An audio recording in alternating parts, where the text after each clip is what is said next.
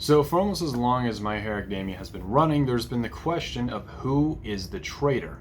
And most people think it's Aoyama, Kaminari, or Hagakure. Those are the three biggest candidates for who the traitor is, and Principal Nezu as well. Aside from that, there's not many other people getting the finger pointed at. However, I believe that Ochako is the traitor. And no matter who I tell that to, they always think I'm crazy, and it's like, no, how could it be her? But I don't know, after this video, I think you might be convinced. I'm not just going to go into her backstory and her motive as the traitor, but I'm going to tell you exactly what she does as the traitor, which is still an equally as important question. So the first thing that I looked at was the characters' backstories. Ochako's always stood out to me. And for the first 250-ish chapters, we never got a proper backstory from her. Yes, we did get her explanation of what happened in the past at some points early on, but I never believed it. It just seemed out of place. Every other character's backstory happens internally, it happens in their head, but hers is just being told. Her entire backstory could be fabricated because she could be lying. When she tells Deku and Tenya about her backstory, she says to keep it a secret as well, for some strange reason. For a while, that was for me a red flag. She was given a backstory, but not one like anybody else's. It's almost like it was intentionally made that way. It acts as a backstory, but in reality, it's not really anything at all. So I just found it a little bit suspicious is all. But as of chapter 50, 60 something, we got a backstory. We got a one-page flashback. But surely now that she has an actual flashback, internal backstory, things have to be less suspicious, right? Well, basically as a kid, she always saw her parents with these tired, unhappy faces. They never smiled. And for the first time ever, when she saw a hero in action, she really couldn't care less about the hero himself, or what he did, who he saved. She was more focused on the crowd and their smiles. Everybody was so happy. She loved everybody's smiles, their faces. She loved seeing people happy. On the surface, that seems pretty normal, right? Well, if you think about it, it's a little strange, isn't it? When you think about it, she almost has an obsession with people's faces, seeing them smile. She loves it more than the heroes themselves. It's odd. But of course I wouldn't be bringing this up and bringing attention to this detail if I didn't have anything to add to it. See, the first thing that came to mind when I reread this was this. Toga's huge psychotic smile. Many people compare the two characters, and the show even compares them as well. There's a lot of mirroring going on. They both love Deku, and well, that's about it on the surface, except Toga lets her obsession get to her and manipulate herself, while Ochako doesn't. She's able to control it. And so people think that they're kind of opposites. However, I don't really believe that they're very different. I believe that they're more similar than people think, and I don't think that Ochako is as sane as she leads on to be. I mean, let's look at her character sheet. She's unexpectedly brazen and frank, proof that there's no hidden side to her if you catch my drift. This was in chapter 4 of the manga, and some people think that this is thrown in just to throw people off into almost like a red herring. However, by chapter 4 of the manga, Horikoshi probably didn't really think too much of it. Obviously he cared about the series, but he didn't think that people would care about stuff like this, so he'd think, why not? It's not like anybody would care. Except now they do. Now, am I saying that Ochako is a psychopath like Toga? Well, I really don't know, but I don't think that she's as normal as she appears to be. There is a little bit of evidence to show that she lacks a bit of emotion and human understanding. Back in chapter 69, when Shigaraki and Deku had their little chat, Ochako ran off beforehand, and when she was alone, she thought this. Deku must be standing back there confused. That was a mean thing I did. Yeah. I should go back and apologize. Yeah. If I don't go back... No, that's not it. Go back and apologize.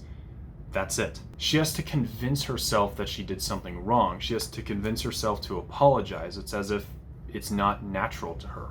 Admittedly, you could also just see the scene as her just being flustered around Deku. And I'm not denying that, but I don't think that you can deny that the way that she words it is pretty strange. And something that was cut from the anime is this little piece of dialogue. After Shigaraki leaves, Deku says, "All for one.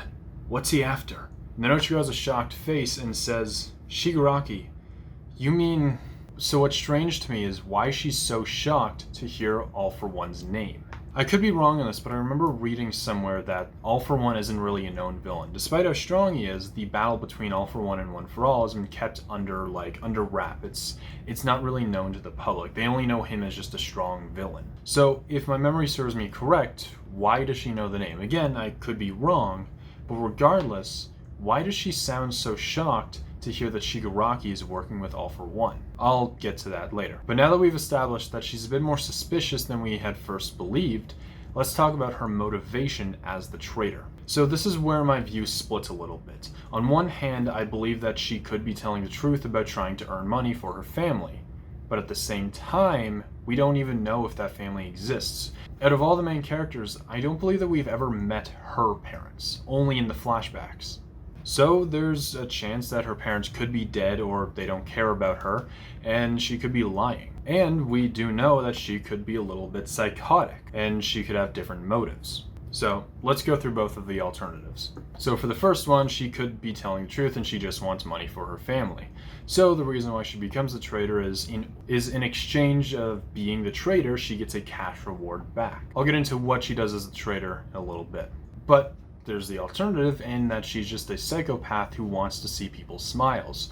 So she becomes the traitor. So then more heroes will fight villains, and thus she'll be able to see more people's smiles, because the hero will most likely win. The first option is pretty simple, makes sense. The second one's a little bit more complex, but I think it's very interesting.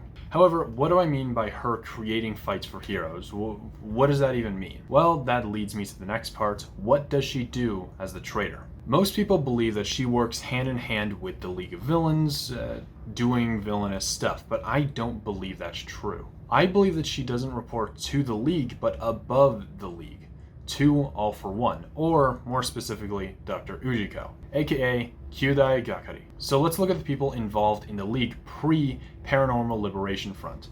Anime fans, you won't understand what that means until season 7, so don't worry. We have Shigaraki, the stand-in leader for All For One, Kurogiri, the second-in-command, Gigantomaki at the tank, Kyūdai, the supplier of the League, essentially, the tech, weapons, whatever, Giran, the member scout, the Vanguard Action Squad, basically just the soldiers, and we have the Namus as the zombie warriors, basically. What's still unexplained in the show, and what doesn't make sense with who's working with the League, is how did they find the heroes, not once, but twice? That's where I think the traitor comes in. They are the location scouter. Regardless of who the traitor is, I 100% believe that that is the traitor's role. And that's why she was surprised to find that Shigaraki was working with All For One, because she hadn't been reporting to Shigaraki, but above him. And I don't believe it was public that they were working together. But in that moment, she realized the USJ attack had technically been her fault. She led the villains there. But finally, let's explain what it is she's scouting. She's a location scouter, yes, but for what? I believe that is revealed in episode 3.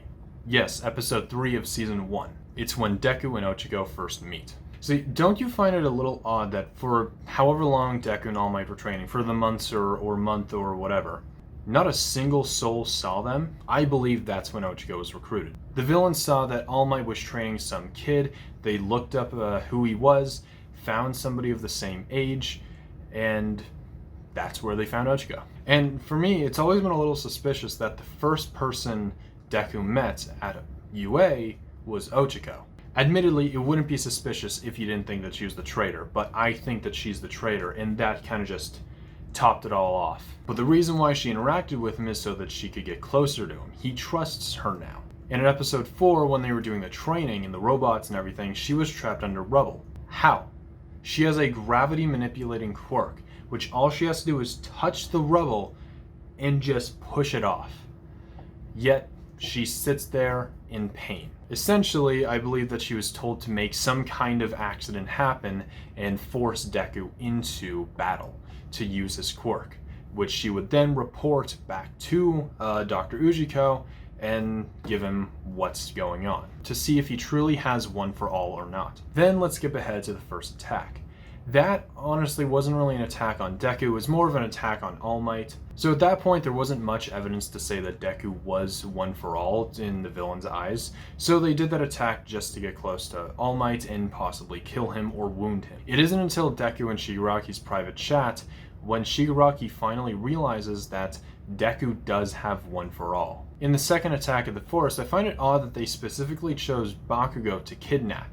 You know, Deku's oldest friend. So if one of UA's students wasn't enough to get All Might to come, it'll definitely get Deku to come. Regardless, they have one for all right in their hands. However, of course, their plan didn't work and they got beat. But the point is, at the end of the day, just to summarize everything, Ochiko's the traitor and has a little bit of mental issues going on, similar to Toga. And she's the traitor for maybe money, maybe not. She could just be a psychopath who wants to see people's smiles no matter the cost, which sounds really interesting. Again, I think that's a really cool plot. But she doesn't work for the League, but above the League, which is why the League of Villains don't recognize her and she doesn't realize that's who she's working for. At first, anyway. But her role as the traitor is to get closer to One for All, so the League can get closer to One for All. So they can finally eradicate it once and for all. Anyway, I hope you enjoyed this video. I've been meaning to make this for a really long time now, and for a while, I just didn't want to go through the manga to find every little nitpick and detail about what happened, but I didn't really have to. I just went online and found the images that I was specifically looking for, and I was able to get a lot of the info that I needed. And I was worried if I didn't upload this in time, the manga would just reveal it itself. So, here's the video. I think it makes sense. There's a lot more evidence to say that Ochako is the traitor rather than the other three candidates, right? Like, Kaminari, yeah, I mean, I guess he could be the traitor, sure, but I don't see it. In Hagakure, sure, she goes invisible, fair enough, whatever, but that's about it. In Aoyama, that was cleared up pretty recently. Even in the anime, it was cleared up. He's just a weirdo. He's not suspicious. He's just a freak. Anyway, I might make a video talking about the future of My Hero Academia, what the next saga, the next potential saga rather, will be about, and I think I'll go into detail about how the traitor will affect things, specifically if Ochako is the traitor, because that would mean a lot of drama and a lot of excitement. But anyway, I hope you enjoyed, and I will see you in the next video. Goodbye.